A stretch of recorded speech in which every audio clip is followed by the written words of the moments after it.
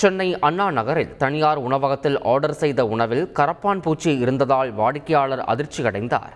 சென்னை அண்ணா நகரை சேர்ந்த ஹரிஹரன் என்பவர் ஆன்லைன் மூலம் தனியார் உணவகத்தில் உணவு ஆர்டர் செய்துள்ளார். அந்த உணவை திறந்து பார்த்தபோது கரப்பான் பூச்சி இருந்ததைக் கண்டு அதிர்ச்சியடைந்தார். இதுகுறித்து அந்த ஆன்லைன் டெலிவரி நிறுவனத்தின் வாடிக்கையாளர் குறைகளை கூறும் மெசஞ்சரில் நடந்த சம்பவத்தை கூறியுள்ளார்.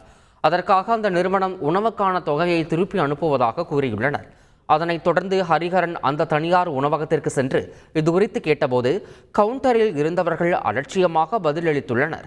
இதனிடையே தனியார் உணவகம் மீது நடவடிக்கை எடுக்க வேண்டும் என ஹரிஹரன் கோரிக்கை விடுத்துள்ளார்.